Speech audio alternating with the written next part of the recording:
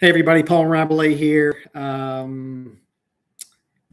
Good to be here. I give you a quick history on me, then we're going to jump right into the content and what we're doing here today. I've been an estate planning lawyer for 31 years, believe it or not, and have had a pretty big presence here on YouTube for the last 6 years. So I've made a lot of videos. A couple of years ago, I did this live stuff for about every day for about a 3-week period. It seemed to be popular, so I wanted to just get back engaged with this fantastic YouTube audience. And making YouTube videos has been on the bottom of my to-do list just about every day. Sometimes I don't get to it, so I said, well, tell you what, let's do it live. Let's have fun with it. Doing it live enables you to ask your questions. So I'm going to keep an eye on the chat. If you've got some questions, chat, and then just trust me that I'll have to use my judgment either to keep going with the content that we have during the live presentation, or take a look at the chat and let you guys know what some people are asking. In fact, we've got Colleen there. Can you advise? I'm not really sure what you said there. A Canadian person regarding a holographic will and ensuring I do it correctly.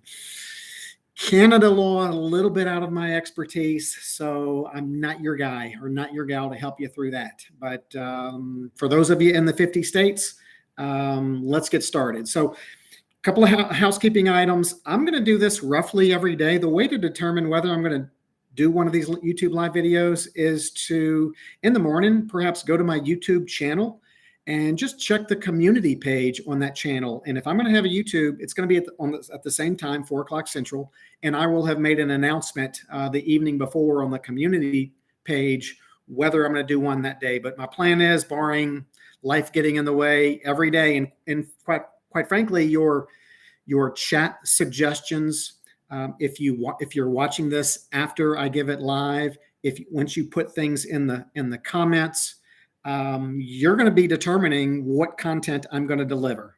Thank you, Colleen. Tell you still rock. And then the first comment somebody made, you look so handsome today. I mean, I'm going to tell you, flattery will get you everywhere. So keep it coming. Thank you for the comments. All right. So today, my plan is to give you a high level view of estate planning. This is going to be perfect for that person who has maybe never done any estate planning before. Maybe you're married, maybe you're single, maybe you have children, maybe you don't. But some people fear having that estate planning discussion. They think it's all going to be about, what happens, how they die, when they die, and they think it's going to be an unpleasant conversation. But really, what you're going to be talking about here is all the many things you'll be able to do for your family. So it really turns into an exciting conversation. Let's see. Love it. Okay. Frank said, I created a living trust. Thank you. Everything worked. My father passed, had no issues, paid my siblings off, and moving forward. Excellent. Good to hear it, apparently from California. All right. So high level discussion and really trying to get you to trust me when it's not an unpleasant conversation. It's one of the greatest things you can do for your family. I'm going to go through the high level and I'm going to go over what you should expect, what kinds of things you should expect to address when you get your estate planning in order. Okay. So I'm going to touch on a bunch of issues. For example, one of the issues I'm going to touch on today, I'm going to touch on it at length tomorrow, how to leave things to your spouse. And then one of the things I'm going to touch on today, how to leave things to your kids, I'm going to touch on it at length on my Wednesday, May 4th YouTube Live. So big picture here. All right. So the way I like to address that when I give you all of the issues is really to start at the end and work my way backwards. All right. So when I start at the end, it's some of those decisions that you'll have to make are who gets what you own when you pass away, or if you're married, who gets what you own when you and your spouse both pass away. A lot of different options there. If you have children, maybe you're thinking, I just want to leave everything to my children equally. In legal terms and in legal documents, we often see that expressed as I leave my estate to my descendants per stirpes, is the legal way to leave things to your children equally, but provide that if a child predeceases you or dies before you, the child's share would go to the child's children. So descendants per stirpes, a lot of people do that. Should you leave certain percentages to people? I leave 40% to this person, 20% to this person, 10% to this person, and so forth. So that's another way to do it. Another decision to make is, are you going to make any what we call specific distributions? Not everybody does it. Maybe less than half of the people make specific distributions. A specific distribution is, I leave my house to this person and I leave $10,000 to this person. I leave specific things to specific people, and then I leave the remainder of my estate to my children equally to these people in percentages. So you'll have some thoughts there about whether you're going to leave specific distributions. Not only do you have to address who's going to inherit from you, but you may also need to address how and when they will inherit from you. So again, on May 4th, 2022, this coming Wednesday, my YouTube Live will be about the 7 ways you can leave your estate to your children. So touching on them real quick here. In fact, let me jump to the chat here. I'm learning as we go along. You know what? I'm going to have a blast with this YouTube Live because I get to see the chat as I get better at it. I'm going to incorporate some PowerPoint. I'm going to use Zoom. I'm going to show demonstrations on a website. Good stuff. Okay. Do you advise having a face-to-face attorney? Every once in a while, I'm going to take a break, check the chat, get back to business. Do you advise having a face-to-face attorney versus one over the phone using his salesman/minion? Tell us how you really feel, Barbara Butler. Salesman, minion, I see where you're going with that. I got to tell you, I have met very few people face-to-face over the years, of the last couple of years since COVID. When before COVID, everybody insisted on meeting face-to-face. When COVID started, everybody insisted they were not going to meet face-to-face. Now the COVID has kind of gone away, but now people are used to meeting via video meetings like this, Zoom meetings. And so I do a lot of that. So however you do it, you need to work with somebody who you feel comfortable with. Okay, Colleen K., if you're married and husband only says life insurance to me, what about all the land he has? I mean, jeered. I'm not sure what you mean there, but looks like husband's leaving some life insurance to you. I don't know really what to do with that one. David W., reviewing a revocable trust, our local attorney wrote up, but I don't see any language that talks about a see-through trust so we can list our contingent beneficiaries on our IRA. Boy, that's a great topic. David, I think you just gave me another topic for one of next week's YouTube Live on how to name your beneficiaries of your IRA, because we have a lot of relatively new tax rules. Mainly it's the Secure Act that took effect in, I think, January 1, 2020. And so by naming a conduit trust as a beneficiary of an IRA, you keep your IRA beneficiary, your child, from being able to take all the IRA money that they get when you pass away and spending it all immediately. And you get to maybe postpone that over a 10-year distribution period. More on that later. Colleen, sorry, wrong letter. Dave, let's see, keep going here.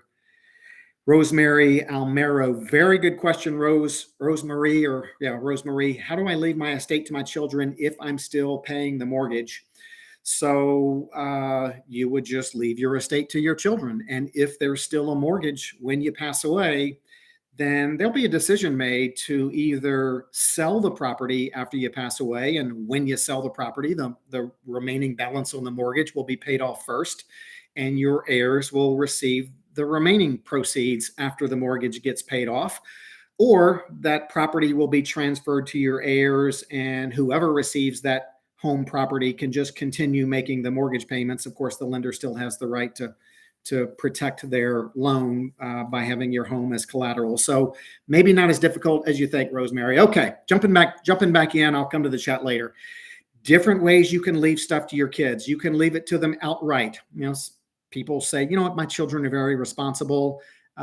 They can handle money. They're more responsible than I am. I'm going to leave my estate outright to my children, and nothing wrong with that. And so that's where you leave it to them, and they can do what they want to with it once they receive it.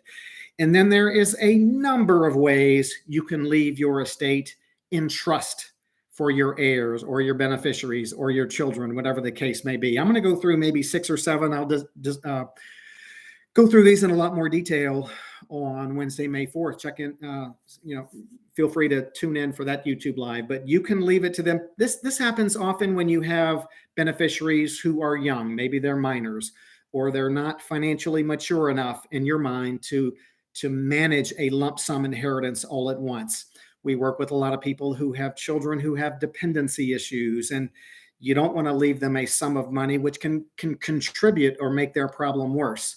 So a few ways you can leave things to people so they don't get it in a lump sum are you can say that they get it at a certain age. If they're minors, they maybe say they can have it at 25, or you can leave it to them in ages. Maybe they'll get a third at 25, half of what's left at 30, the rest at 35. Maybe you say, I'd like them to get it in certain stages within a number of years after I pass away. When I pass away, they can have a fourth of it. 10 years later, a third of what's left. 10 years later, a half of what's left. 10 years later, the rest, something like that.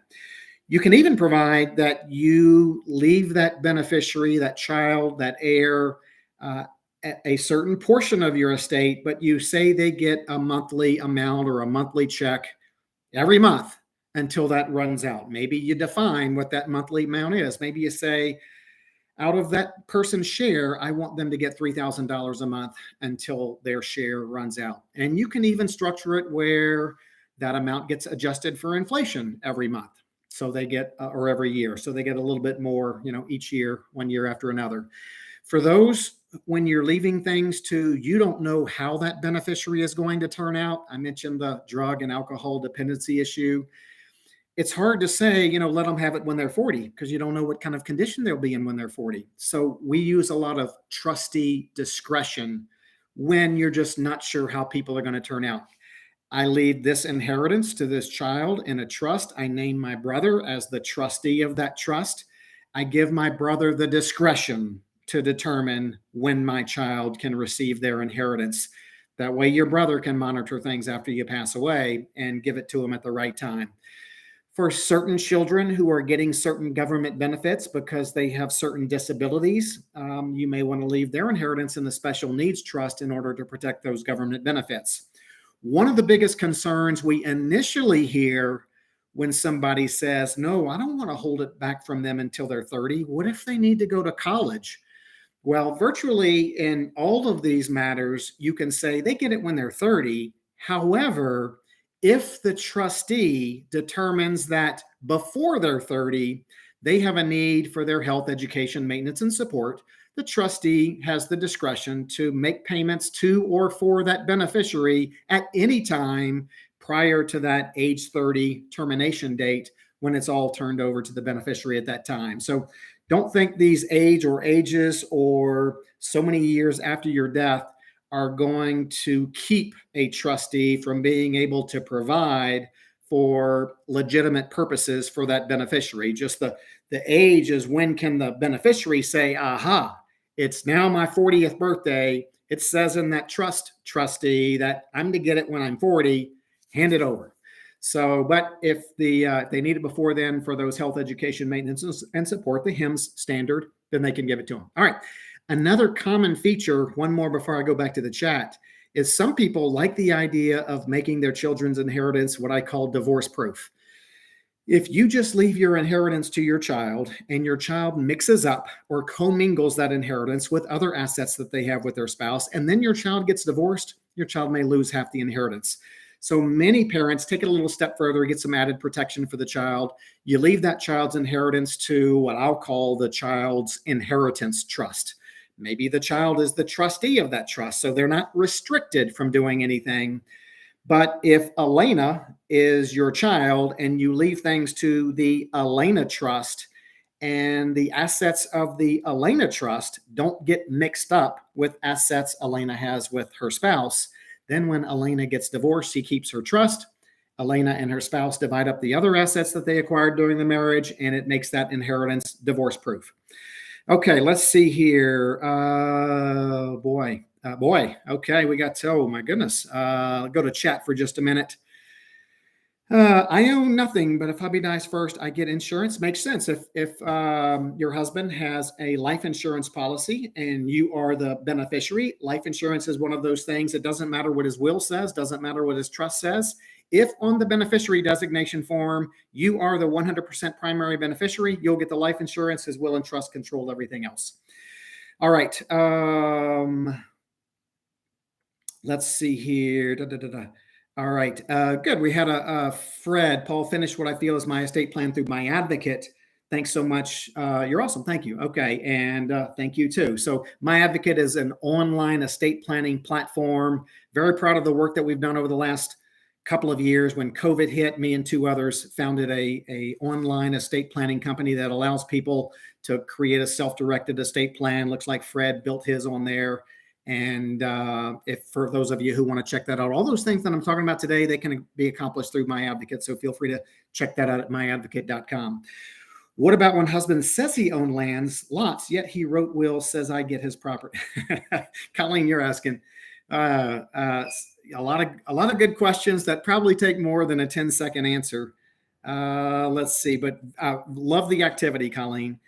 Is there a way outside of a trust to make sure the surviving spouse doesn't give 100% to their side of the family? Great question, Daryl R.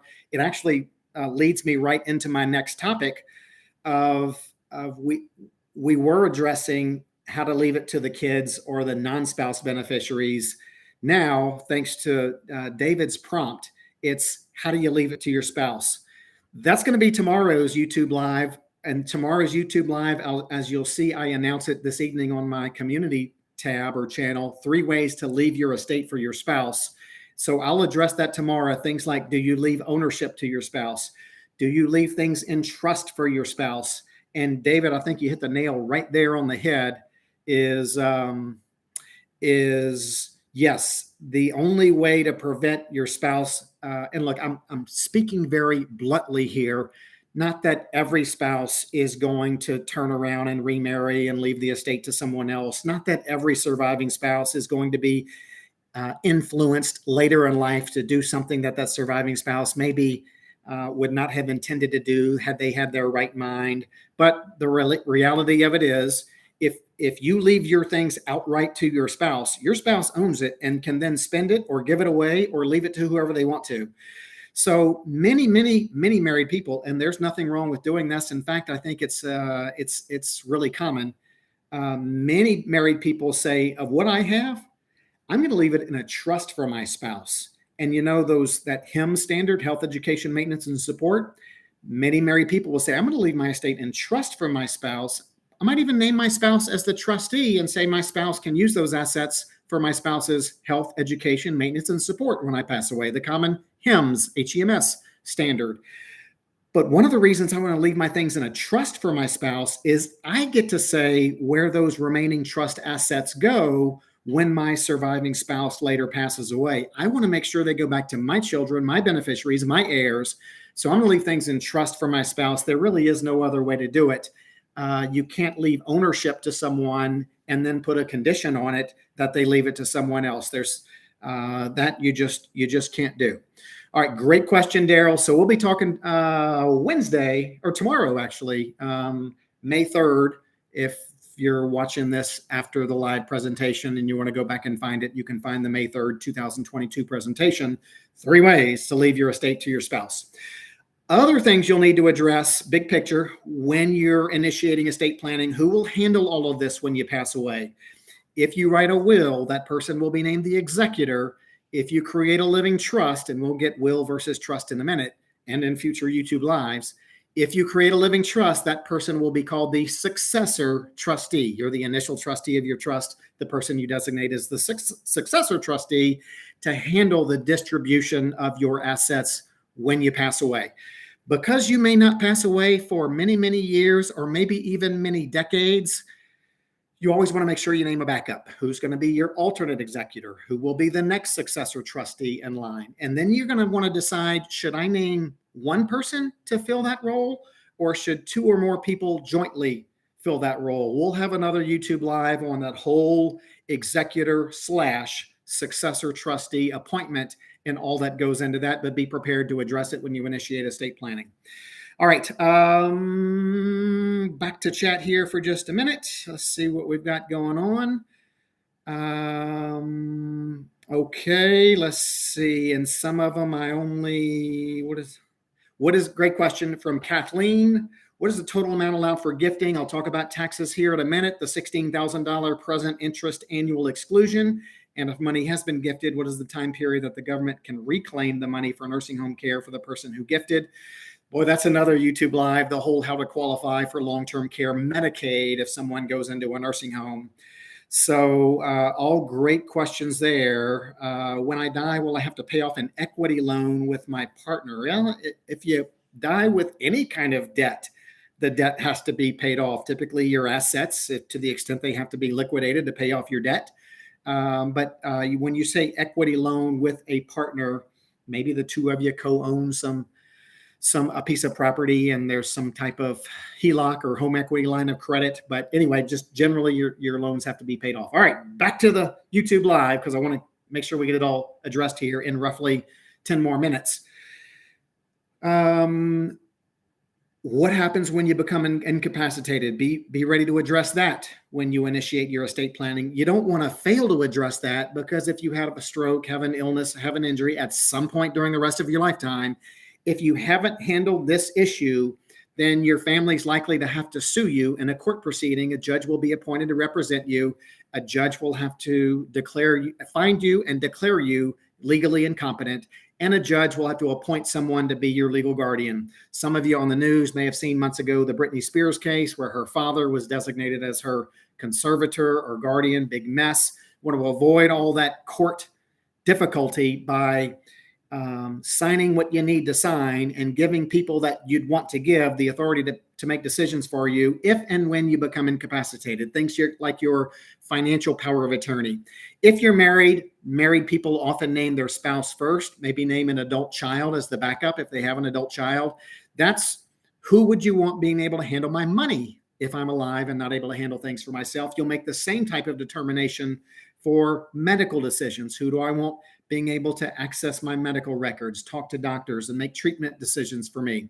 So again, if you're married, you may name your spouse.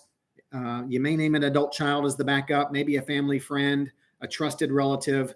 Want to make sure you give the people that you'd want to be put in that position the authority that they need to have. People typically make the living will decision when they're engaged in estate planning. It's, do I want to direct my family and my physicians to honor my wishes to withhold or withdraw life support machines if I'm in a profound vegetative state with no chance of recovery? Always a difficult issue, but many people don't want to put a burden on their family, so they like the thought of signing those living wills and making their intentions known. All right, let's see here. A couple of more chats here. What is the best way to find a good estate attorney? Good question, Barbara. Probably the same way you find a good anything. You ask around, you talk to people, you have conversations with them, you see if there's rapport, see if there's dialogue. So there's no secret there.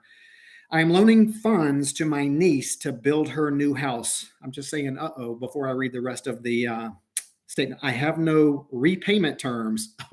Now I say bigger, Does she need to report it as gifts if I die before repayment?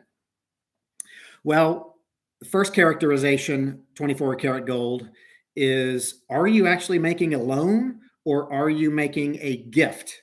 So if you're making a gift, if you give more than $16,000 in 1 year to one person, you're responsible for reporting it on a gift tax return. If you're making a loan, are there documents being up to substantiate that it is a loan? And if it is a loan, does your estate planning documents forgive the outstanding loan when you pass away? Those are all issues, all good questions, probably another topic for another good YouTube live. All right, going down to two more issues that I have that I wanted to address on this big picture. One is taxes, and we've had some tax questions here, and then I'm gonna come back to the chat and get to as many questions as I can. The taxes stuff, big, fast points on taxes. Number one, we have a $12.06 million federal estate tax exemption or exclusion amount, call it whatever you want. So generally, if somebody dies, the first 12.06 million that they have is exempt from the 40% estate tax. If they have more than that, then the IRS assesses a tax based on 40% of the value of everything that exceeds $12.06 million. To the extent you gave away more than $16,000 to anyone in any calendar year during your lifetime, you started to use up some of your estate tax exemptions. So that's what the gifting is all about. By the way, if Congress and the president do nothing about this, then the estate tax exemption will be cut in 2026 down to about half. I anticipate it'll be about 6.5 million in 2026. That's why I think with people who have maybe a $5 million or more estate now, their $5 million is likely to grow in the future.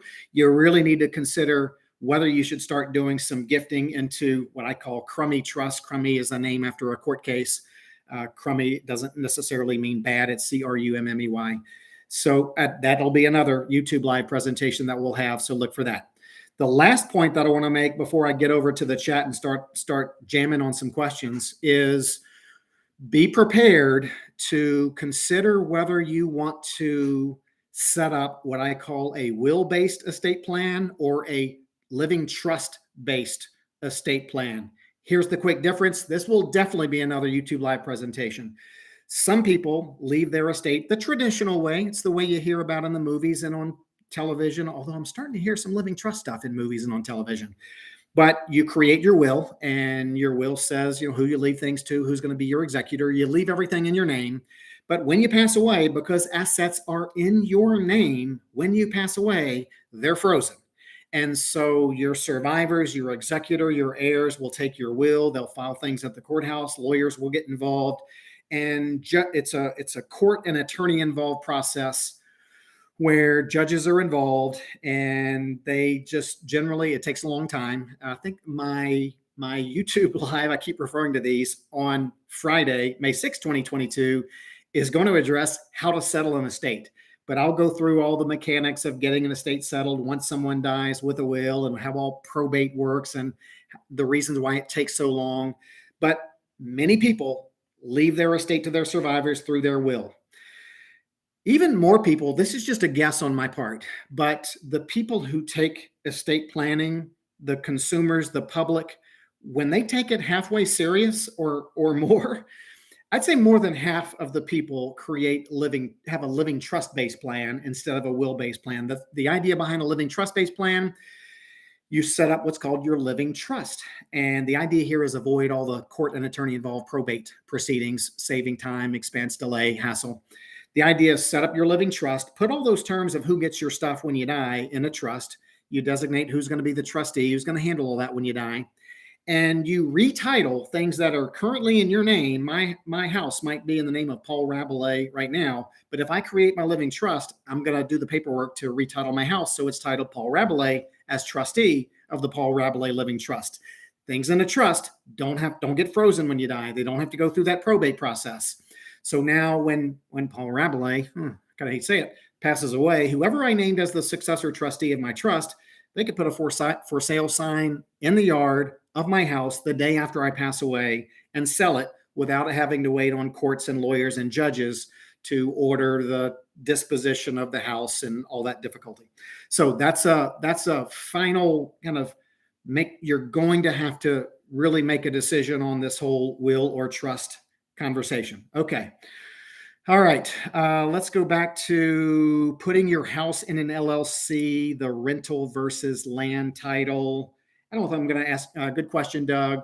Most people don't put their home in their LLC.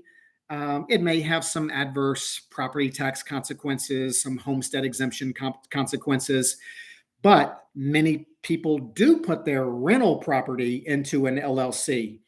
Because if Paul has $1 million in the bank and he has a rental property in Paul's name and something happens, somebody gets injured in the rental property, they're going to sue the owner of that rental property. That's me. That person could take not only my rental property, but my $1 million that's in the bank.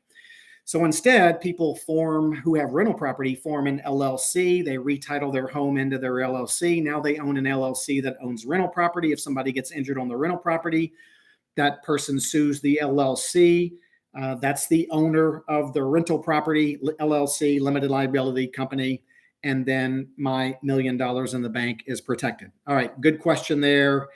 How much does an estate planning lawyer will charge, Rosemary? I can't speak on behalf of other estate planning lawyers, but it varies widely.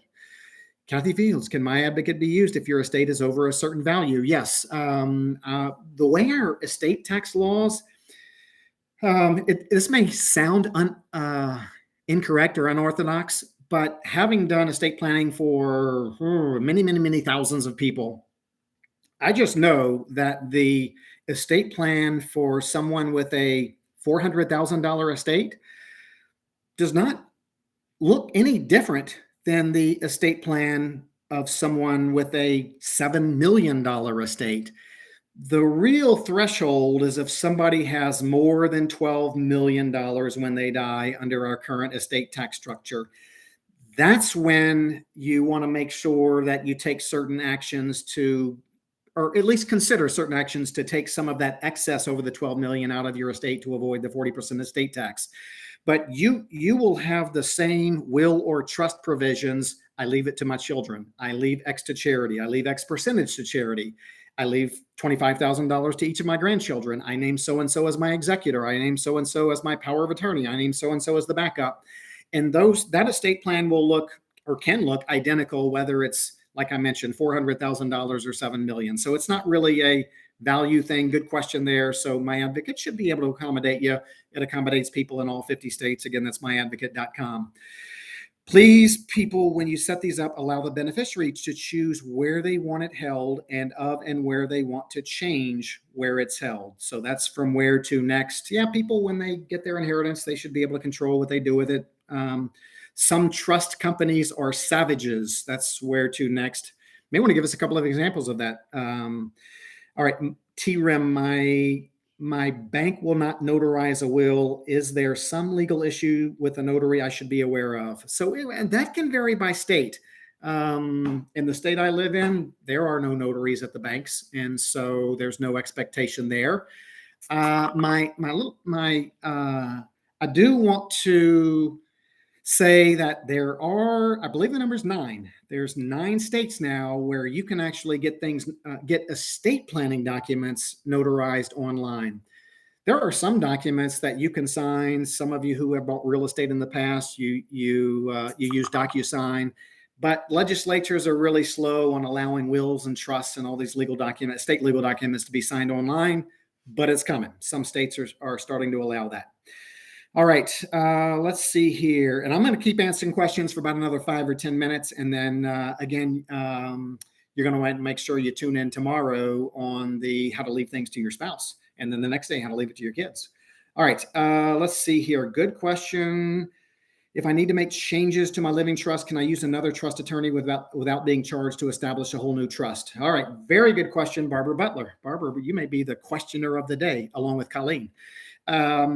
So very common. Somebody sets up a living trust, and months later, years later, decades later, due to life circumstances changing, they need to change it. And so there's 2 ways to do it.